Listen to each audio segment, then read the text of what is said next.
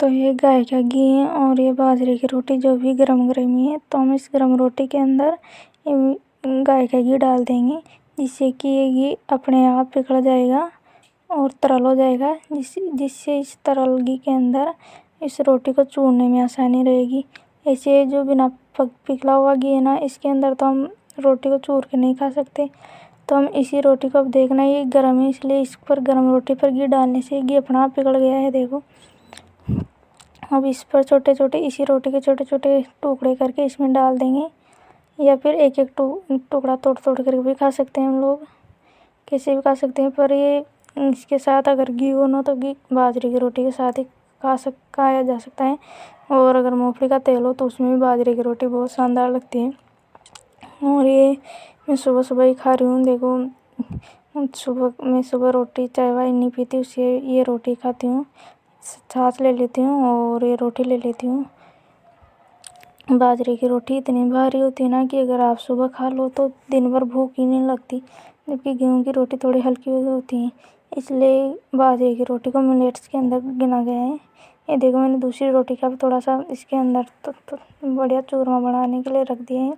अब मैं इसे हाथों से मसल रही हूँ, ताकि ये बढ़िया ढंग से घी के अंदर घी को अपने आप में अब्जॉर्व कर ले और ये बढ़िया नरम हो जाए। ये देखो, ये रोटी थी, ये देखो कि रोटी कितनी सही तरीके से एकदम फुली हुई थी, फुली हुई बनी हुई है, क्योंकि ये मिट्टी के तवे पे बनी हुई है। और अगर हम जो लोहे के तवे पर रोटी बनाते हैं ना, वो इतने ढंग से नहीं बनती, क्योंकि बन तो जाती है पर उसे थोड़ा सा कड़वाहट आती है, और मिट्टी के तवे में कड़वाहट बिल्कुल भी नहीं आती। इसलिए मिट्टी के तवे में रोटी बनाना चाहिए।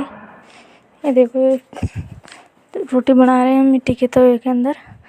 और ये छाछ जीरा है, इसके अंदर हम थोड़ी सी छाछ डाल रहे हैं, जिससे कि एक रायता बन जाए। ये साइड में छोकी हुई पालक की सब्जी पड़ी है, और मैं कड्डी के अंदर डाल रही हूँ, क्योंकि ये कड्डी के अंदर बाजरे की रोटी बहुत शानदार लगती है।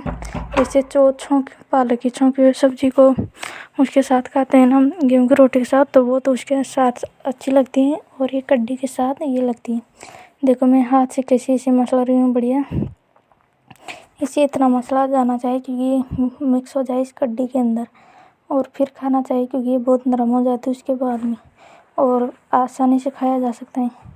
पर जो सिटी में रहते हैं ना, वो उनको ज़्यादा बाजरे की रोटी नहीं खानी चाहिए।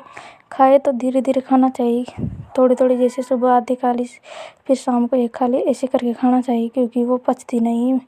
जो रेगुलर खा लेते हैं जैसे गाँव के लोग, उनको तो पच जाती है, पर बाजरे की रोटी थोड़ी भारी होती है, तो उसे ये नहीं कि नॉर्मल जो कभी खाते ही नहीं थे वो खाने लग जाए, तो वैसे फिर पेट दर्द करेगा।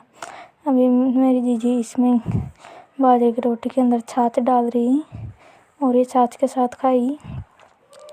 छाछ थोड़ी खट्टी है, इसलिए इसके अंदर पानी डाल दे थोड़ा, जिससे कि ये सही हो जाए। ये देखो कितना पानी डाल देते, बराबर कर दिया दोनों को।